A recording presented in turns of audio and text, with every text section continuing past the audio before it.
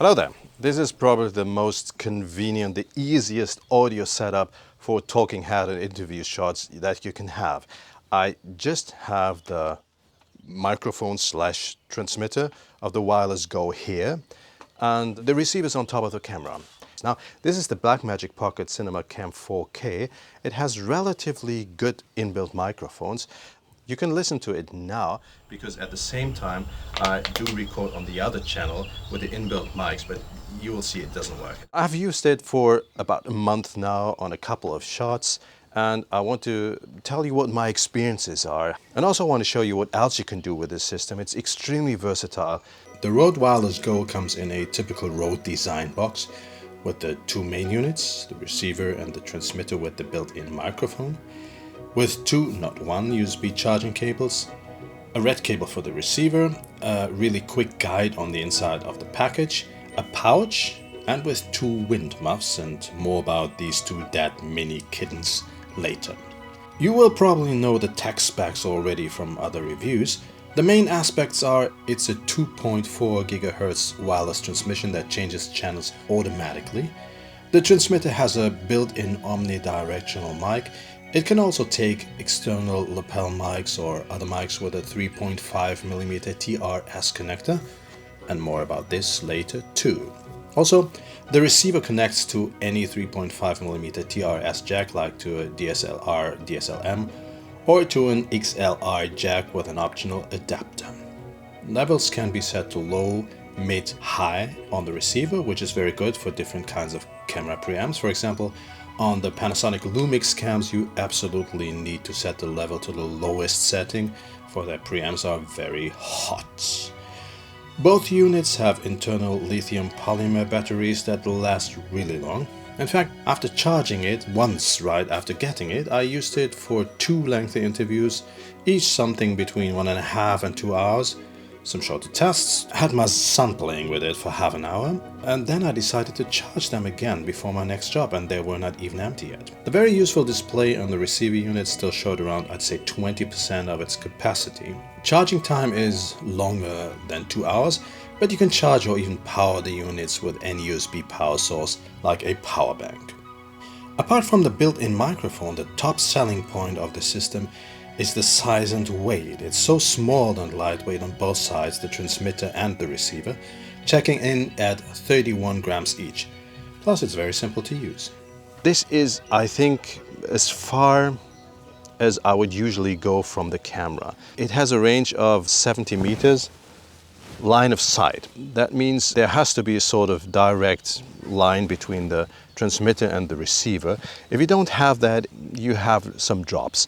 I've tested it home, going around some rooms, and yeah, you have dropouts easily. But when do you use a camera and a microphone system and you want to hear the person but you don't see them because they are in different rooms? Also, I can't imagine a lot of shots where I am like 200 meters away from the camera. Wind tests.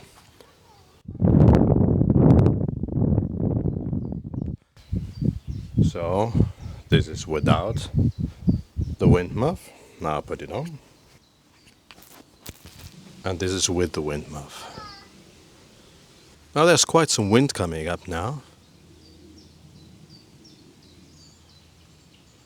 Well, perhaps you hear the handling noise because I'm holding it. But probably not the wind, right? Speaking of the wind muffs, I have to tell you one story here. I got the Wireless Go from Thomann, Europe's biggest music store. However, with the wind muffs I experienced, well, 3 failures, 2 of them on Thomann's side.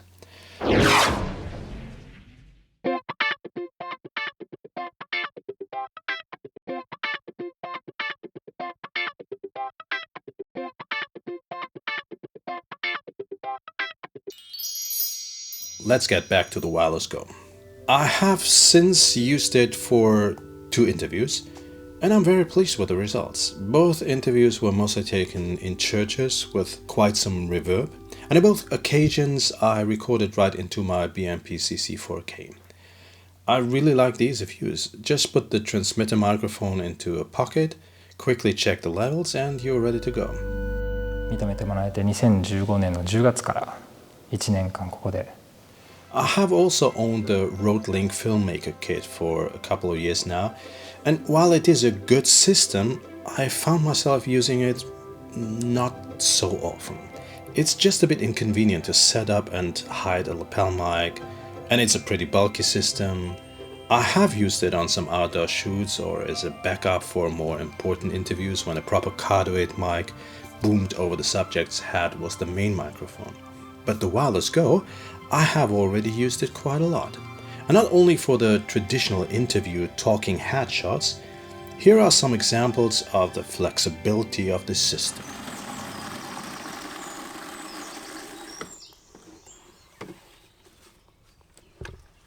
In this case, I have the video micro Rode attached to the transmitter here, and it goes wirelessly on top of my camera. Super easy to use, and especially if you have a little bit more inexperienced boom operators. Sometimes you just ask your friends, could you help me? It's a good way to go wirelessly because you don't have this hassle with the cables. いいよ、あげて。これは何？雑草。雑草？雑草まだある？もうない。あとは。雑草まだある？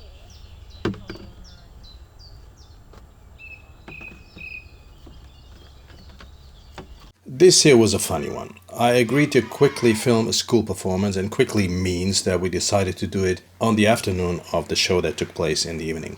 And also, when I went there, and it was just me, I got stuck in an unexpected traffic jam. So I really arrived 12 minutes before the start of the stage. 12 minutes to set up 2 cameras, organize wall power for one of the cams as I didn't have enough batteries, to get a short briefing of what will happen on stage, and to set up an audio recording system. I had brought a recorder with microphones, but instead I decided to try something actually easier. I put the Rode Video Micro on a light stand, connected it to the wireless Go transmitter that I velcroed to the stand and additionally taped, as there were so many people around, including kids. That was it, a very small, unobtrusive setup. Now, I wouldn't say that this was a perfect audio recording, but especially concerning the fact that I had almost no time to set up anything, I'd call it a success.